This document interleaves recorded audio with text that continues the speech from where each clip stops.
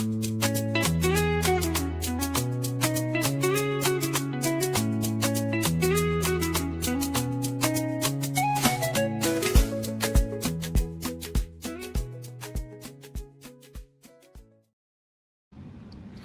evening and welcome to Different Perspectives. I'm Paul Ndiho coming to you live.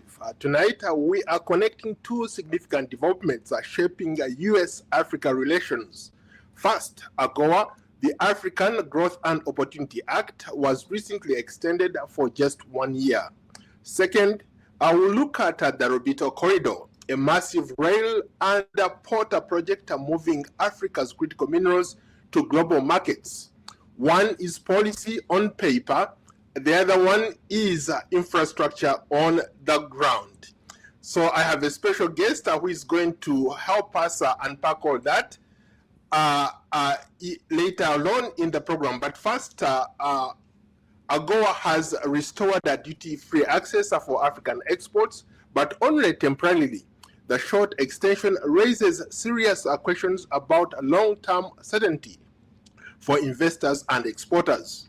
At the same time, Washington is investing heavily in the Lobito Corridor, linking the copper belt of Central and Southern Africa to the Atlantic Ocean, seen as essential to supply chains, national security, and global competition.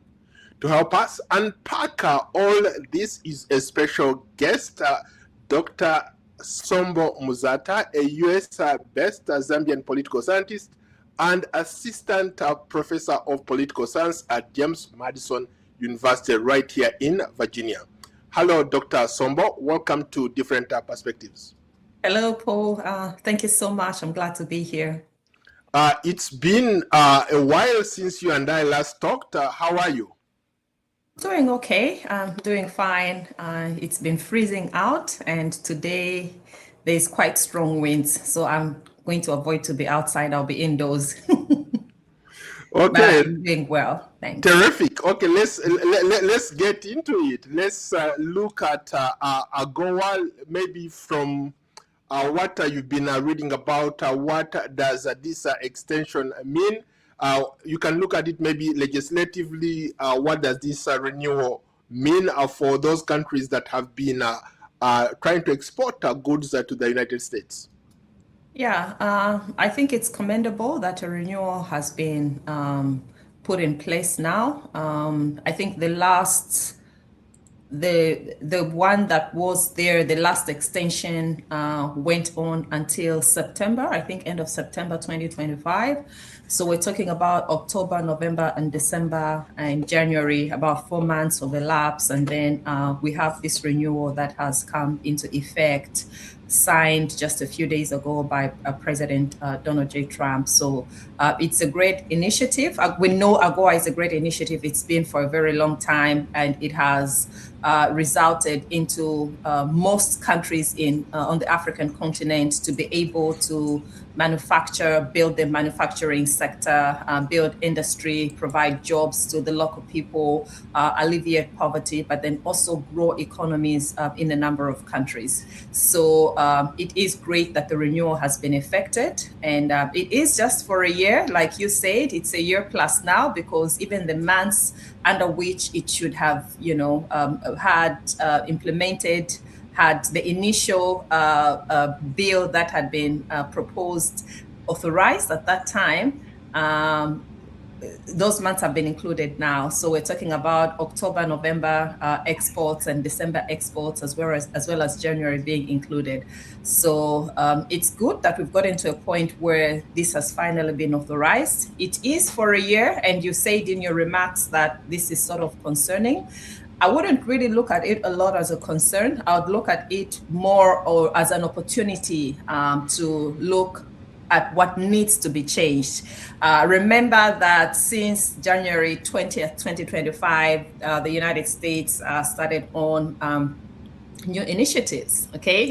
There's a new trade policy, and there's the America First trade policy in place. So is 3 months enough time or 4 months enough time to sort of have adjusted, looking at the goals of AGOA and looking at the American First policy? Was that enough time to make that integration? I think that's a question that we need to have at the back of our minds as we have this conversation. So, but overall, it is great that the renewal has been done. It is for a year, and I hope that within this year, a lot more can be done in terms of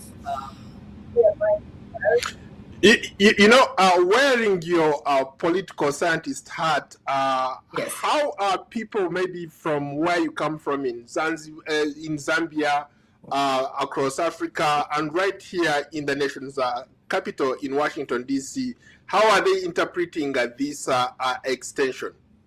So the extension was only a few days ago. I haven't really had a lot of conversations with people to sort of get a feel to understand what they feel about this. But I can assure you that generally it is a positive thing that has happened. And a lot of people are obviously looking forward to more stability in terms of policy, looking forward to a conversation that's going to extend the AGOA implementation beyond December 31st, 2026.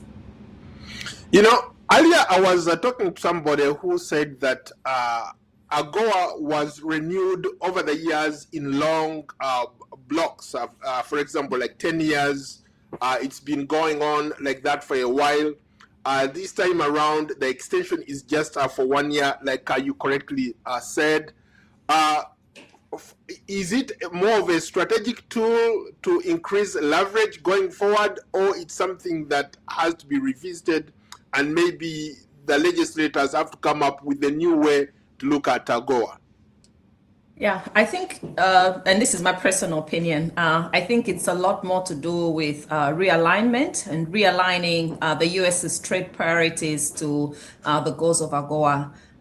When things are renewed long term, and when we think about things being done the way they've been done in the past, I think there's been probably 5 to 10 years sort of periods of renewal in the past. We sort of, get used to that pattern. But then there's a reality that we need to face, okay? Has AGOA had problems? Is AGOA working at the best level it's supposed to work? Who is really benefiting from AGOA, okay? Those are the questions that we need to ask. And if we're thinking about AGOA creating close to $500 billion in trade, and most of that being from oil, deals, we're just talking about probably 2 countries in Africa being the main beneficiaries, if we have to be honest. That's Angola and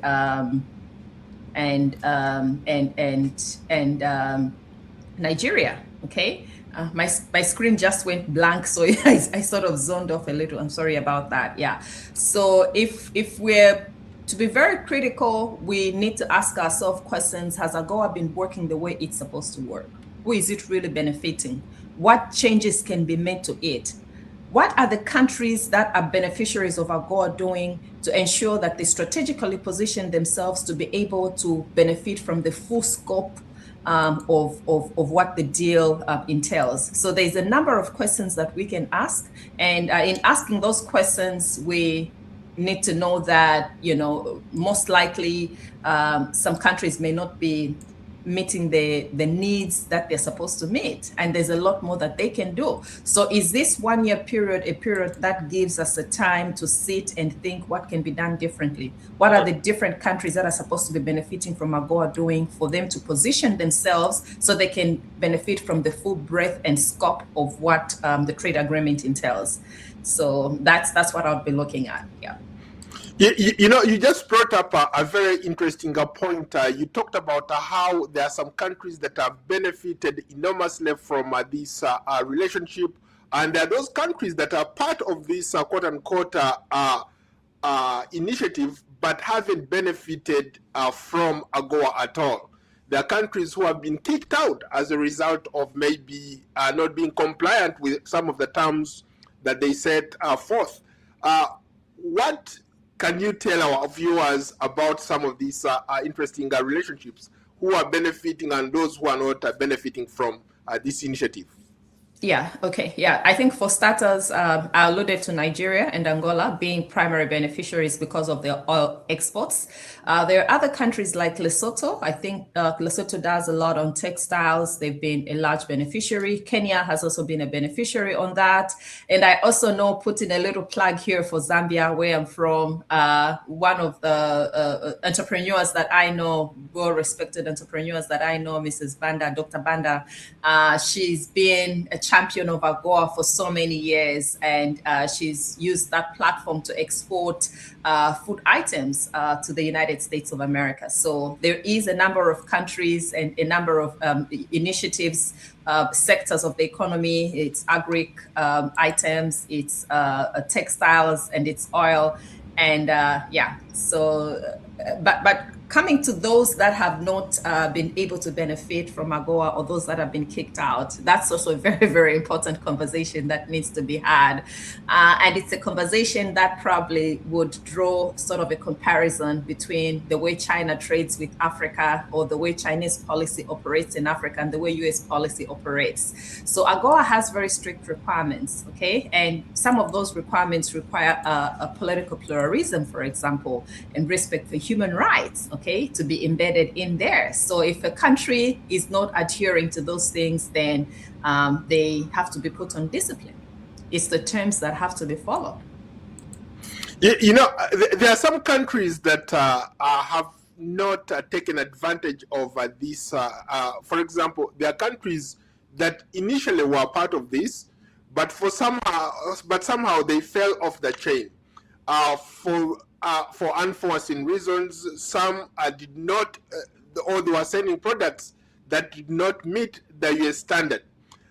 If you are to look at it from that angle, what are some of those maybe important minerals or important fabrics that Africans can export to the United States? Is it an open for all?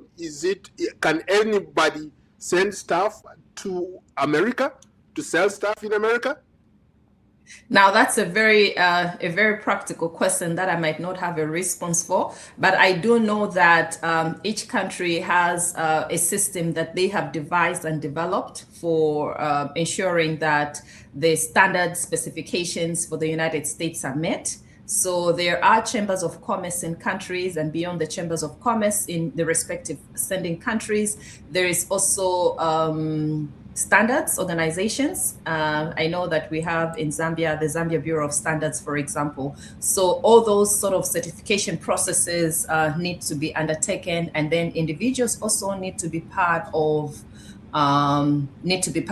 trade associations that sort of build capacity for you to be able to export. So I don't think that it's everybody who can export. It's individuals that have been trained, and individuals that fulfill certain requirements. Is your firm registered? That's just the simple basic thing, okay? Are you operating a legal entity, okay? Are you adhering to the basic minimum requirements that you need to adhere to in your manufacturing process?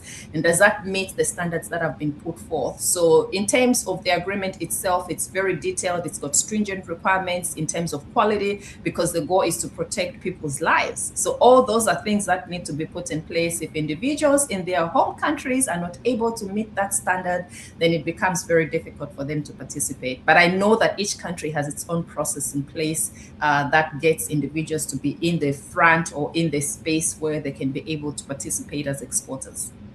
Some people who have criticized AGOA talk about the level of corruption involved in becoming part of this. At a country level, you have people, if you don't have connections, chances are that you cannot export. And in most cases, it's almost impossible for you to export if you don't have connections with the government. You have done a lot of work when it comes to accountability. Some of these things, this is your cup of tea. How important is accountability when it comes to trying to ship or export goods to the United States? Thanks a lot, Paul.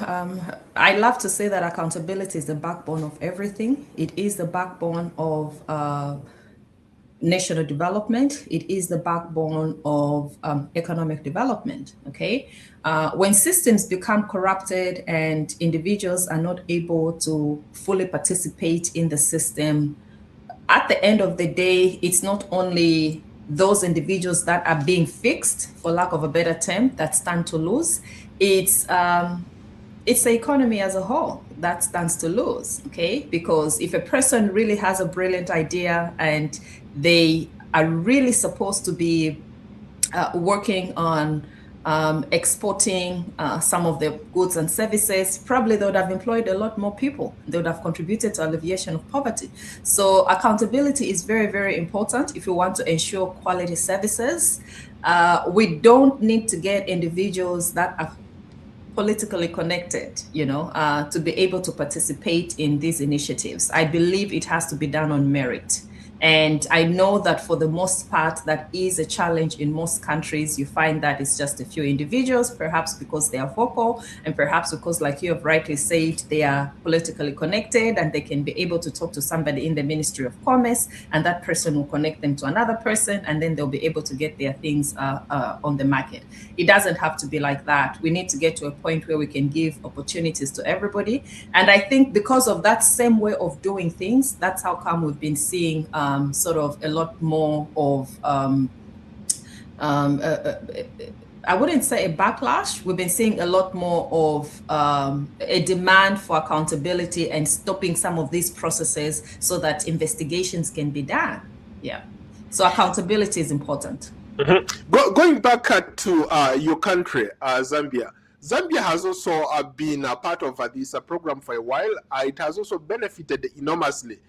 You earlier referenced somebody that you know who has worked very closely with Agoa here. What does it mean for an ordinary person like your friend to export goods to the United States? I think it's a plus. First, she's been creating jobs for people, the people that work in her factory.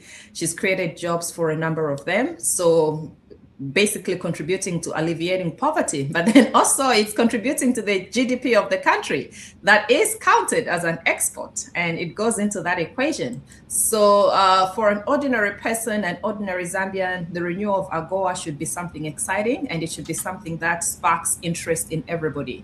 Can we get a lot more people to be involved in this? Which other sectors can we explore? And I really like it that you've asked what this means for Zambia, and it's basically what personally I've been thinking about over the last few months as these conversations have been going on.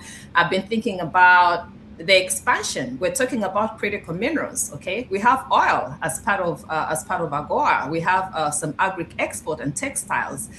Do we have critical minerals as part of that? Probably that should segue us into the libido corridor discussion, but it means a lot. It should mean a lot to individuals that are genuinely interested in trade. Interesting. How about for the larger picture, the African continent? What should an ordinary person in Kaduna, Nigeria, or in Kampala, Uganda, do to be part of this big initiative by the United States? That's a tough question. That's a tough question, Paul, because I'm not privy to the realities in Kaduna, but I know that, Nigeria exports oil. So people in Nigeria should be excited that this has been revamped. It's been revitalized. The same with Uganda. I know that Uganda grows a lot of coffee. By the way, I was in Uganda last year and I got to visit the Equator. Very phenomenal experience. I keep talking about that. And I saw lots of fruits and vegetables. I saw a lot of potential in Uganda. So whatever initiative that brings about a possibility to be able to trade should excite individuals. For a simple reason, when you trade, you're able to create jobs. I worked in the aid sector for a long time. I support aid and I support initiatives that are aimed at getting people out of tough life situations that they're in. But one thing that I have known over the years is that aid is not the sole solution. Trade is a solution. Entrepreneurship builds economies, it changes people's lives. So to the person walking on the street in Kaduna, or to the farmer in Kampala, or in Masindi, I've been to Masindi, to the person in Masindi in Uganda, initiatives such as Agoa might seem like, oh, this is big, it's happening very far, it's in the States, it connects with people's daily lives. They should take keen interest in this and consult their Chamber of Commerce and see how they can participate in this, see how they can be able to make arts, crafts, and see how they can be able to take advantage of the quotas that are allocated to their countries so that they can change their daily lives. You know, I wanted to ask you about South Africa. South Africa doesn't seem to be part of the equation, and yet South Africa has been a significant player when it comes to exporting goods here in the United States. Currently, there's a little bit of tension between the US and South Africa. From where you stand, since they're your immediate neighbors, from where you stand, what would you say South Africa needs to do to regain its place on Agoa? That's a very tough question, Paul. I think it's probably tougher than all the other questions that I've addressed in this conversation. I just dropped my notes. Can I pick them? Sure. Yeah, sure. It's okay. Just give me a second. Yeah.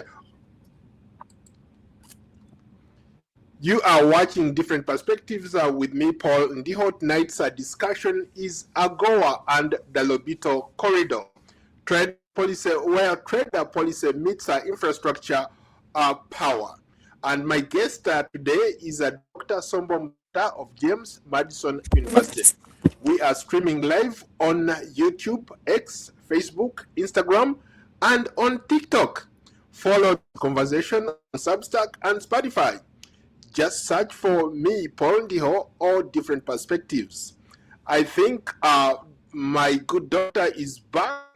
Let's shift our conversation to the Lobito Corridor. Sambo, there are viewers out there. Just before we go to the Lobito Corridor, in case you're just joining us, we're going to talk about the Lobito Corridor. This Lobito Corridor has played such a central role, or in what the U.S. is using its strategic interests in Africa. They're investing heavily in this project. What can you tell us about the Lobito Corridor, this railway port infrastructure that is being constructed as we speak, that connects Angola, South Africa, Zambia, and the DRC? Okay, my apologies.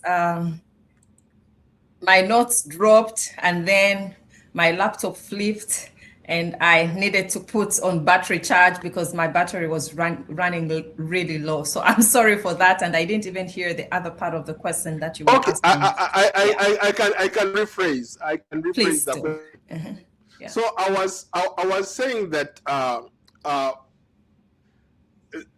when it comes to the Lobito Corridor, why has it become such a central pillar of the current U.S. strategy in Africa? Yeah, I think the Lobito Corridor is a very strategic segue for the United States to get into trade on the part of minerals with the continent of Africa. It's very strategic for many reasons. It's going to connect 3 countries. It's going to connect Angola. It's going to connect the Democratic Republic of Congo, and it's also going to connect Zambia, okay? And Congo DR and Zambia, Copper Belt, Northwestern Province, that's primarily where some of the critical minerals sort of are mined, and we've got large deposits in that area. So the corridor aims to build infrastructure.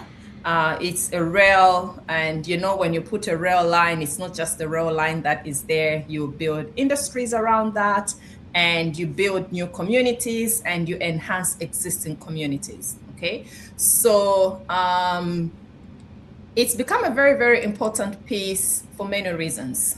It's going to bring the US up to be able to compete effectively in the critical mineral space, because based on the reality that we know, when we talk about minerals, we're talking about there's a part of owning the mines, there's a part of extracting the minerals, and there's a part of which is actual industries that are either converting those minerals into, finished goods or products, or refining them to a certain level. So there's so many different components. And when we think of that value chain, so far, the one country that seems to be dominating, especially on the continent of Africa, it is China. I'll give an example. In the Congo DR, I think China has ownership or has a stake in about 15 or more of the mines that mine critical minerals. That's just an example, okay? And we don't see that on the part of the United States. And largely it's because of the different kinds of policies that different administrations in the States have advanced over so many years. I was in Zambia and I saw China coming in. I saw China coming into the Congo DR, and in the early 2000s, in the late 1990s, that's when these initiatives and investments from the Chinese government started happening. And we've seen that over the years, China has been having a different kind of trade relationship and partnership with African countries than the United States has had. Okay. And people debate these things and they can say all sorts of things about this. They can talk about human rights. They can talk about who is a good partner, who should we be working with. And that's a conversation that would last more than a day. But I think that speaking to the Lobito Corridor, which is what we are talking about in this conversation, it stands as a very important project for the United States, but then also for the countries where this investment is going to take place. We're talking about funding or money in excess of $5 billion. It's the United States of America and the European Union contributing towards that support. This means a lot. When I sit from this end and I look at the kind of money that is being talked about and the kind of infrastructure that is likely to be built and the kind of change that is likely to take place, I keep asking myself, does a councillor, for example, in a local constituency at home in Northwestern Province in Zambia, where I come from, does the local councillor know the implication of this? If this rail line is going to pass in this village, what does that mean? Okay, so yeah, there's a lot that we can talk about this, but the importance of the infrastructure, the importance of this project to the United States cannot be overemphasized. It's really, really important. You know, you bring up a very interesting point. The last time I was in Zambia, I had an opportunity to visit one of those provinces, Kitwe province, that is closer to DRC and where most of the mines are. I visited some of those mines, and I was incredibly impressed by what the Zambian government has done, what those mining companies have done. Earlier you talked about the infrastructure that is built along when that railway line is being constructed, the spin-off businesses that come from that. I wanted to look at it maybe from the perspective of what does that kind of infrastructure, why does it matter so much in today's global competition, especially when it comes to moving those critical minerals? And for example, yeah, they talk about critical minerals for national security. What does this mean for Zambia's national security? Mm-hmm. Yeah, that's a question that I've had for a long time as well. But I'm going to tell you that the government of the Republic of Zambia, I think they passed a law that a critical mineral strategy. I think they passed an act or something. I know that they've been working a lot in changing the policies to ensure that the policies are responsive to some of these developments that are happening. And so there's a lot of meanings that can be derived around this. Would need to think about meanings in terms of, yes, the policy. What does the Mines and Minerals Act say? Okay, is it constructed in a manner that still will lead to benefit to the country as a whole? Do the policies bring benefits to the immediate communities, which are host communities for some of these infrastructure projects that are taking place? What are the implications of all these investments, for example, on education, higher education? Okay, what does the higher education system look like? Is the education system responsive to all these developments that are taking place? When we talk about critical minerals, we're talking about transition into a clean, green energy economy, okay? Is this something that our countries are just talking about, or they're putting in place specific strategies and they're initiating actual projects that are going to ensure that we don't remain with big, huge environmental disasters that great-great-grandchildren will have to sort out? So it's a lot of things that we can think about. It's a lot of pieces that we need to think about. And I'm not sure if we've been, modeling our thinking to the extent of, in 20 years, in 15 years, in 50 years, what are the implications on all these things? What should we be working on now for us to be able to counter if that such kind of effects came into? Honestly, I don't know. I've had a look at the policy, the mine policy. I can't see a lot of communication between some of those policies with what is happening in universities. I'm just giving an example. When we talk about research and development, if we're talking about critical minerals and these minerals are coming from these countries, we should ideally be having some of the leading scientists working on research based in those countries, because that's where this is happening. But that is not there. So am I sounding frustrated? Okay, let me calm down. I'm sorry. So now, okay, to that point, maybe let me follow up with when I've read about, like, for example, the Chinese infrastructure built in Zambia and elsewhere in Africa. People always talk about how Chinese bring their own people, they do everything, and in most cases, there is no knowledge transfer. In this particular case, when these projects are constructed, when this railway line is constructed from DRC through Zambia all the way to the Atlantic Ocean in Angola, is there a mechanism that has been put in place by both governments to create jobs, to train the next generation of people who are going to be supervising those railway projects, who are going to be supervising those mines once everything, is wrapped up? I hope so. I'm saying I hope so because I don't really have a clear answer to that. But I want to believe that initiatives are being put in place to ensure that the benefit from constructing and then also from managing and running these projects spills over to the people in our countries. I really hope that that's what this is like. And I hope that our people are understanding that we're not just building a rail line, okay? This is not just a project that's going to take place like 5-10 years, the rail is going to be built. It's the questions that you have asked. It's long-term. We're talking about sustainability here, okay? How are we going to ensure that these huge, massive projects are taken care of and we don't have to be calling every time experts, that came and constructed them to come and resolve small problems?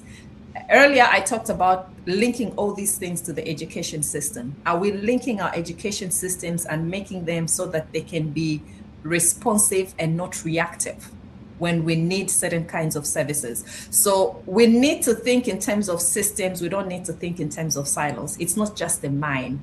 It's more than a mine.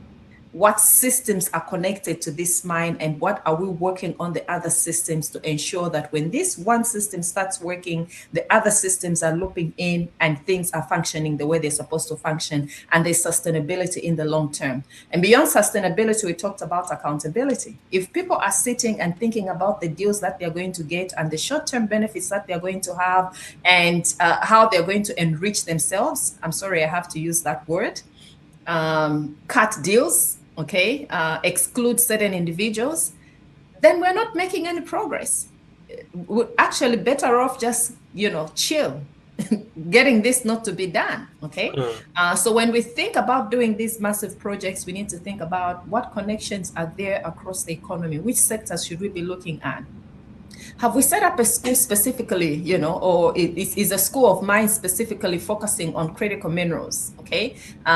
Production, and are they training engineers? Beyond the School of Mines is the legal system, the schools that are dealing with legal education. Are they training individuals to think about, anticipate problems that might arise as a result of all these things that are happening? Those are questions that we need to be asking ourselves. And have we been thinking to that extent to integrate all of these things as we plan? I don't have an answer to that. Maybe it's just because I haven't checked or haven't seen it online. I can assure I haven't seen it online. It's not there. So the conversation needs to be, yes, the conversation needs to be an open conversation. It needs to be a conversation that first makes us uncomfortable as people, because as long as we are comfortable and we are happy, then we should know that there's something wrong. We need to be uncomfortable to face the reality where we are at right now. Are we doing things the way we're supposed to be doing them? What difference should we make? We need to write a new story. We have an opportunity to write a new story. Is that the way we've been thinking about this? I think a lot about mines. I was born in a mining town in Zambia. My parents briefly lived in a mining town. That's the most polluted place I hear in Kabwe, and there's a lot of other people that live in Kabwe. Whenever I think about infrastructure, I think about mining, I think about critical minerals, I can't stop to think about Kabwe. That's a good point, because impacts. Yes, yeah. In fact, I've done a story about the environmental impact in Kabwe. To this day, people are still, getting sick of some of the things that they don't know what happened.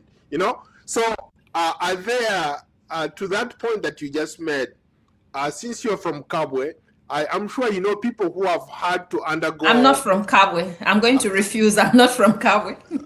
Okay, well taken. Since you grew up in Kabwe, right? I did not grow up in Kabwe. I grew up in Chipata.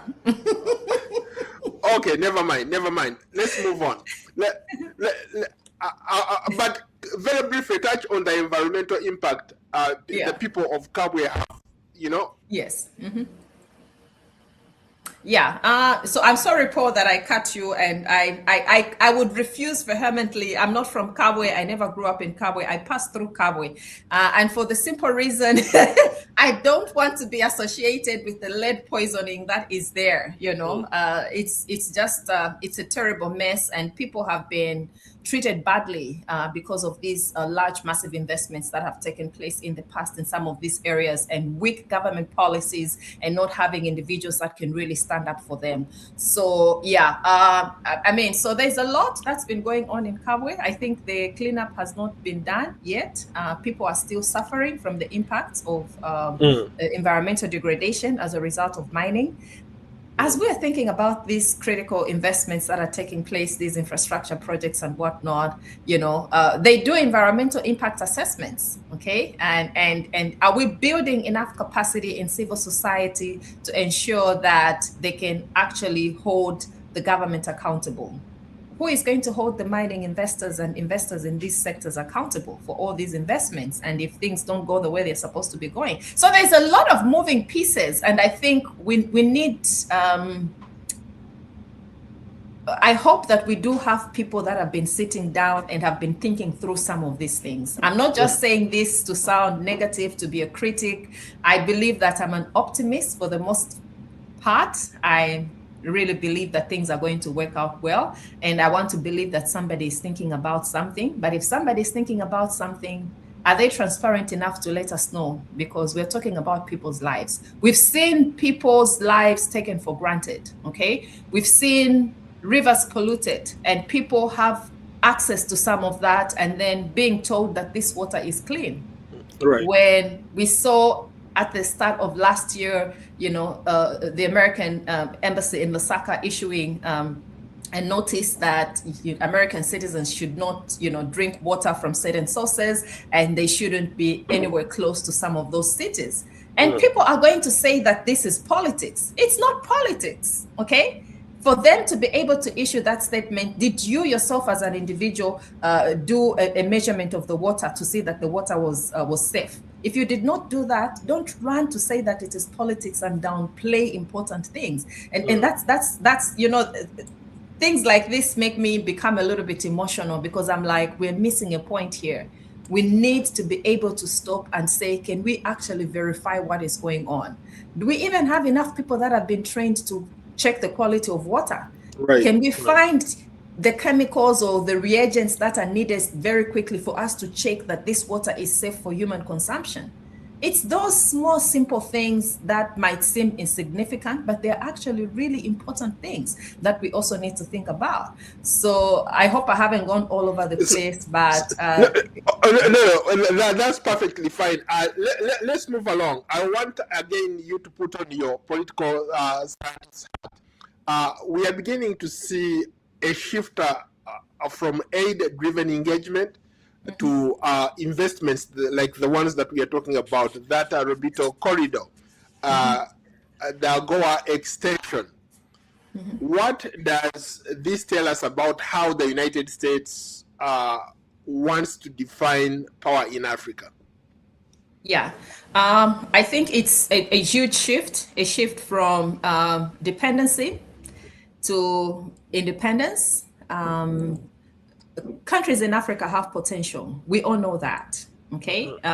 You just go across in the streets of Kampala, you'll be able to see kids that have the potential to do a lot more. Okay. Should it just end at potential? It shouldn't end at potential. It has to be realized. And how do you realize that? If we take away the thinking of dependency, then we probably will be able to get to the point where we become independent. On aid, shifting the conversation from aid to trade, I think is something that I got caught on a little earlier, because I worked in the aid sector for a very long time, and I know that aid is not perfect. Some people want us to believe that aid is perfect. Aid is not perfect. Just like trade is not perfect. Nothing is perfect, okay? So how do we do with what we have?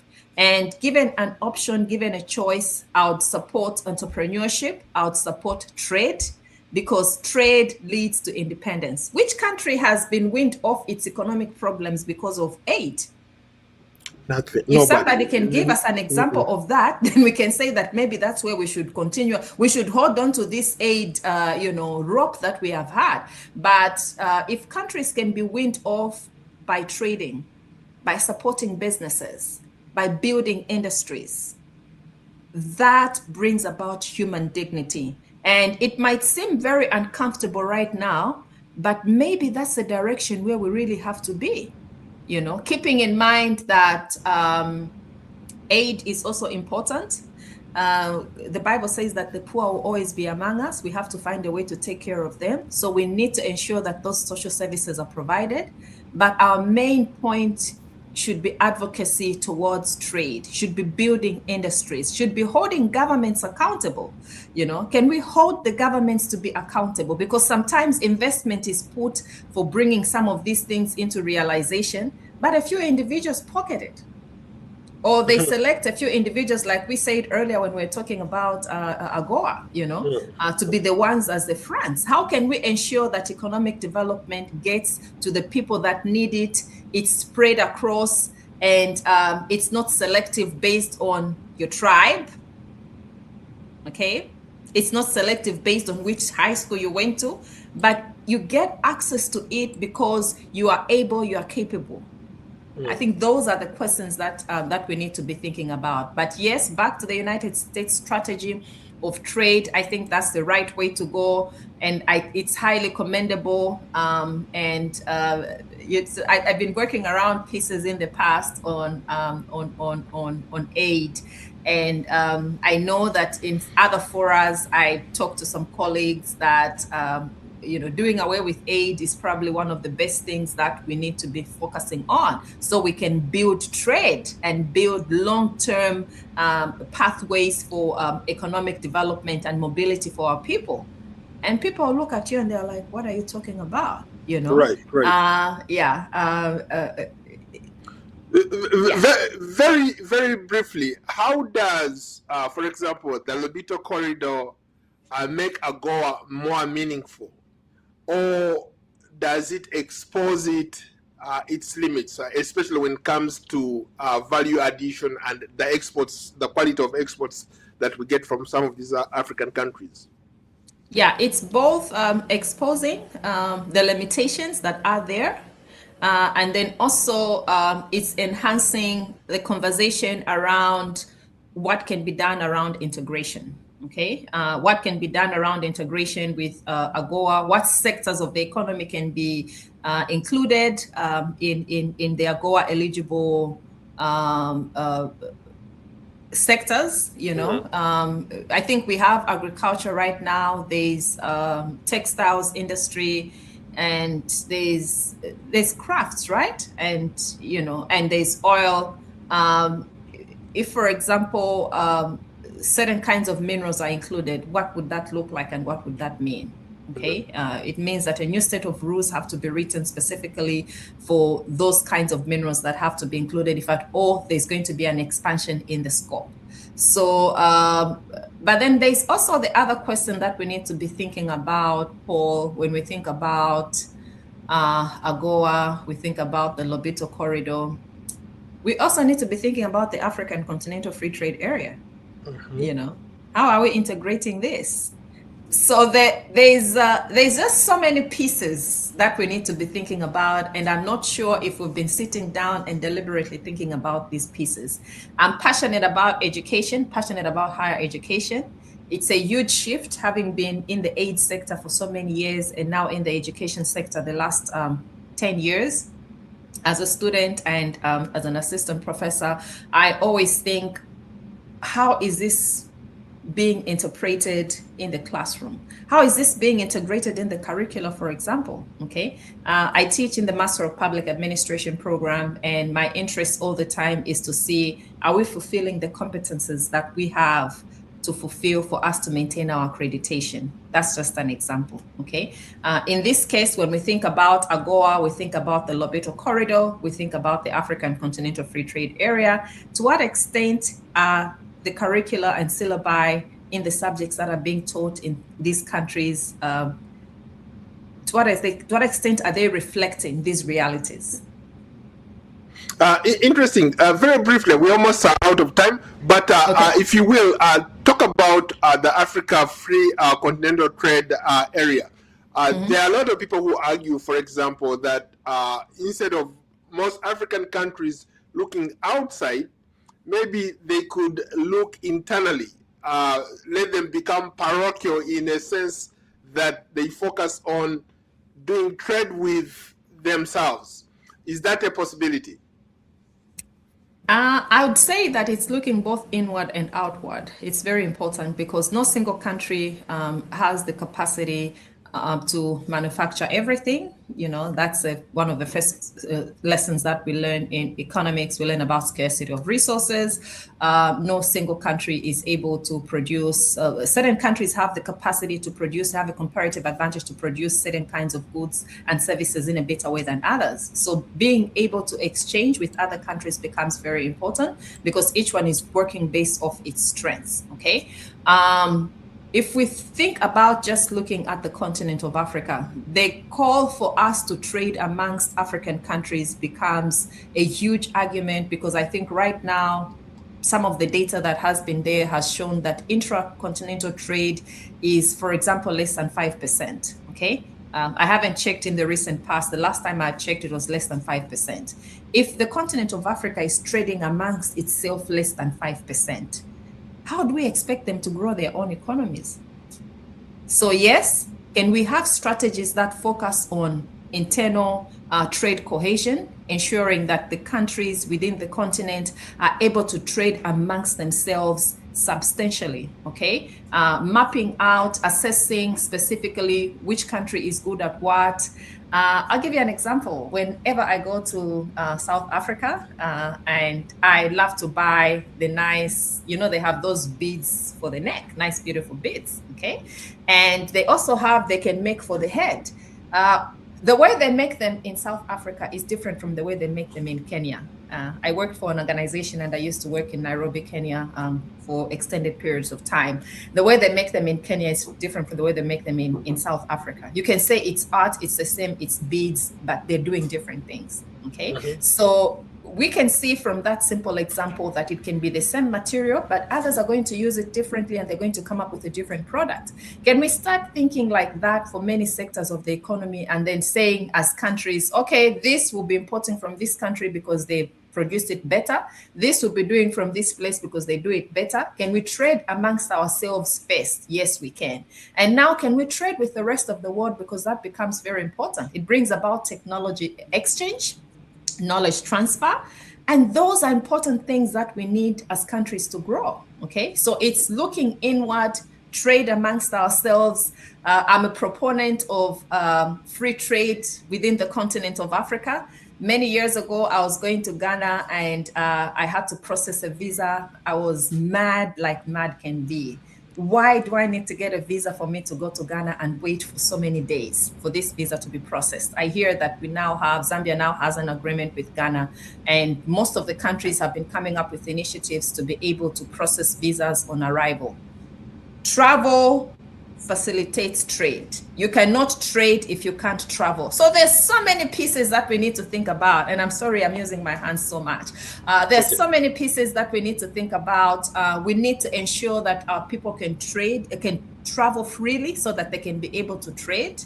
Can we travel locally, internally, within the continent? Okay. There are some countries and some blocks, regional economic coalitions that have done a great job. Okay. And I'm always going to put a plug for Zambia any time of the day. You know, we have SADC. Zambia is a member of SADC. We have the Southern African Development Community, SADC. With SADC, I can go to Zimbabwe. Okay. I don't need a passport for me to go to Zimbabwe.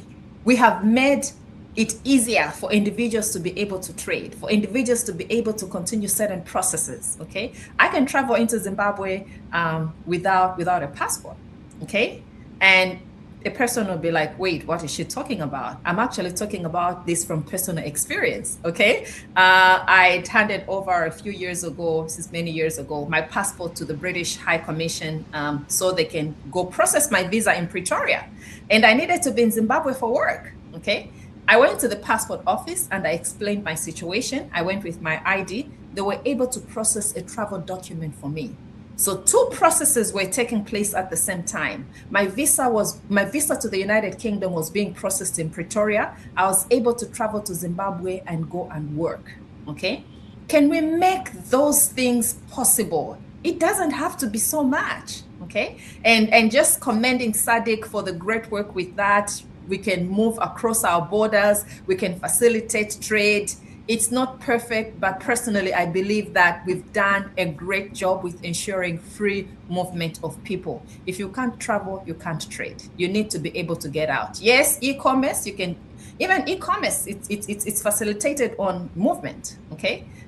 So can we have countries, regional blocks facilitate trade amongst their people? Can we have a single passport? There's been that conversation. I haven't followed up on it over the last the AU passport over the last few years. But can we ensure that people can travel? Because if people can travel, then they can trade. Can we remove the barriers to travel amongst ourselves within the continent so we can trade a lot more with ourselves, with our neighboring countries? Okay, there's a lot more that can be done, and there's a lot more that governments can do. There's a lot more that civil society can do. There's a lot more that institutions of higher education can do. We only have one continent. We only have, the countries that we have. We can make them places that are exciting. And I believe that we are headed in that direction. Well, if I hear you correctly, you seem to suggest that we need a free travel and a free trade across the continent. We'll leave it there. Thank you so much, Dr. Sombo Mzata. Well, thank you for having me. It's been a pleasure. As Agoa opens up the market, the Lobito corridor builds the road infrastructure. So together they show trade policy and infrastructure and how they are reshaping the power and partnerships between Africa and the United States. My sincere thanks to Dr. Somba Muzata for joining us tonight, and to our viewers, thank you so much. Be sure to follow me on YouTube, X, Facebook, Instagram, TikTok, LinkedIn, Spotify, and Substack. Just search for Paul Ndiho, all different perspectives, and subscribe or share and keep this conversation going. For now, so long from Washington. Stick around for a minute. Let me make sure that everything is fine before I let you go. Thank you.